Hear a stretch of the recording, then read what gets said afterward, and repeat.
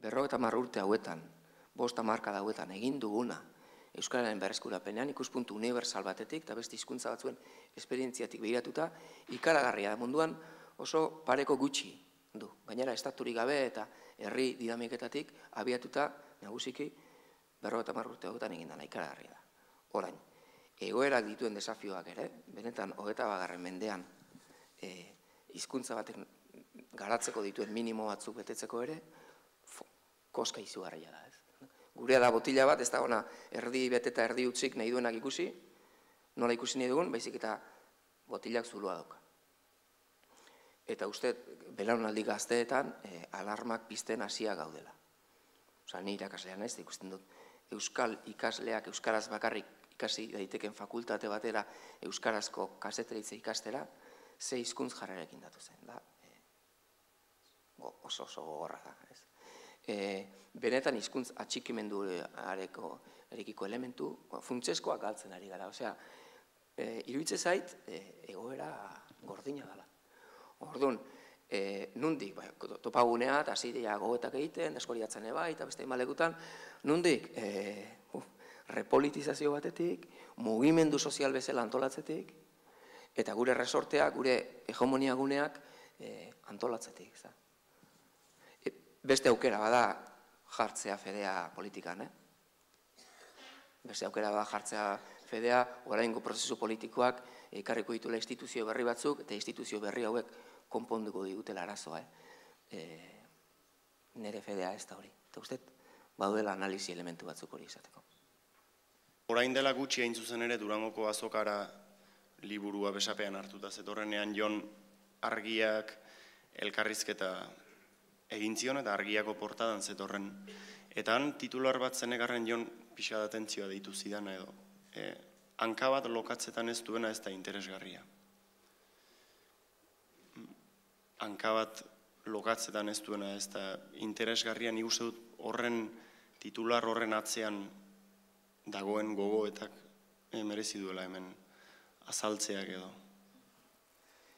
Ba, eda pixkat behar da esker kultura baten, bosko zabalago igual esan litik, ez da, baina esker kultura bat egindako keinua da, egindako kritika, esker kultura baten sektore bat behintzat ohitu da esker komodo bat, ez da, esker 68ista bat, ez da, balore, ez dakizer, helburu, printzipio oso jator batzuk, dago beste jende bat boterean eta gauzak egiten eta gauzak gaizki egiten dituztenak, eta egiten dugu protestatu, seinalatu, reibindikatu, gauzak eskatu, estatuari, ez dakin hori, eta, reibindikatzea, protestatzea, bihurtu da, jarrera vital bat baita, ez da, ezkerrarena edo.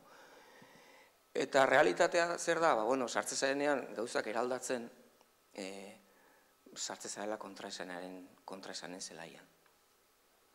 Eta hankak egitizula zikindu, eta sartzen baldin bazara, plateruena bezalako movida batean, sartuko zara 1000 kontraesan kapitalistetan, merkatuaren morrontzetan, egingo dituzu gauzak gaizki, aldan bezala, eta gauzak hankak lokatzetan ez sartzeko era bakarra bizigaren errealitate sozioekonomiko honetan da ez errez egitea, ez. Plateruena aipatu duzu adibide bezala, nik jarriko izu beste adibide bat. Kooperatibek gaur egun zenbat dute lokatzetik edo?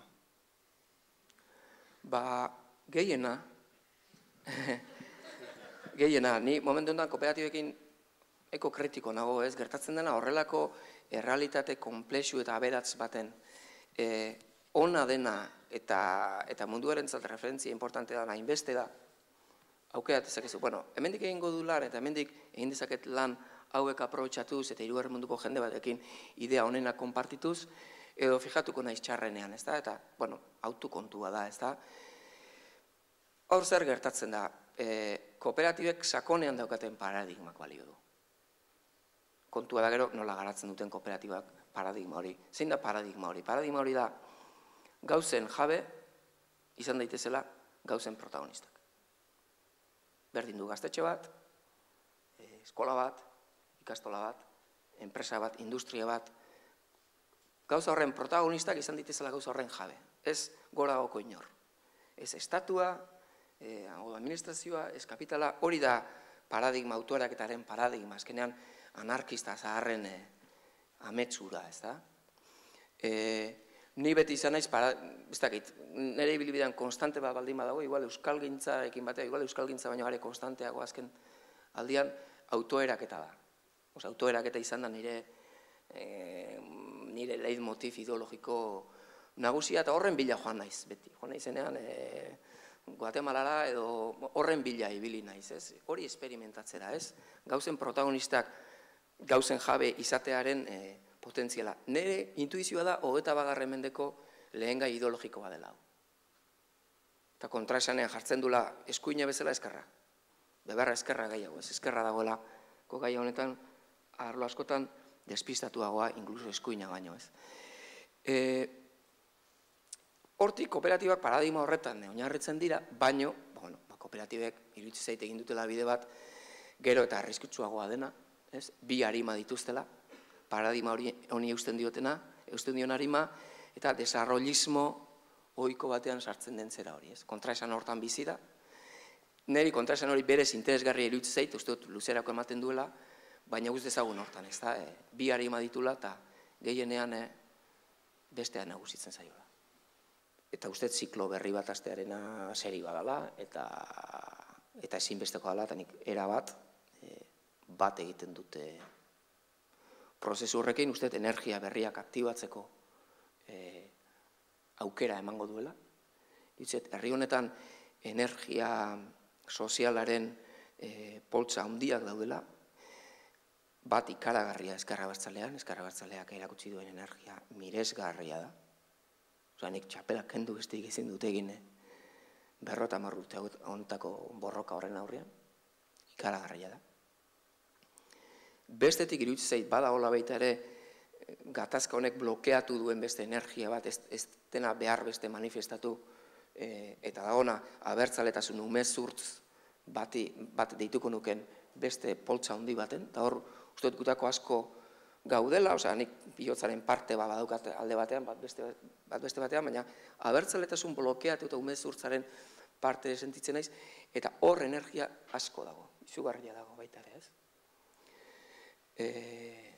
Relativizatuz, bakigu energia gutxitzen nahi dela, eta ez diela garai honenak, eta barre, baina potentziala nik uste badagoela, ez? Orduan, iruditzen zait hori horretarako pausu hau beharrezko zala, eta ongi etorri jala, iruditzen zait atzera pausorik gabekoa dela, konturatu delako, ez da Ezker Abertzalea, estatuak neurri hartu diola, eta hortik estatuaren mesedetan besterik ez duela jokatzen puntu batetik aurrera ez. Baino askoz gehiago dudala. Baina aldi berean ez dakit bertsoan asmatuko nuken formatua hori dan, ez dakit agertu nahi dudan, pixka galdutan hau gila izan. Bide bat hartuz pixkat bertsogintzaren barrut. Eta beste gauza bat esan nidet. Itzultzen zarela edo? Ez, itzultzearen inguruko zea bada, jendeak uste dula oso ona naizela. Eta arazoa da, bai, arazoa da, nik uste espektatiba ondixo marrak egon litezkela nigan, eta batetik 10 urte daramat erdoituta, eta bestetik bertsogintzak 10 urtetan ibilbidea egin du. Eta iruditzait asko eskatuko lehiakela jendiak, eta nik ere nire buruai, eta ez niokela, sufrituko nukela bertsoafari mediokre bat egiten. Suposatzen dalako, Jon Sasua itzultzen bada, bere lehenengo bertsoafari izango dela, kristona. Eta, nik listoi horri izin diot erantzun, klaro.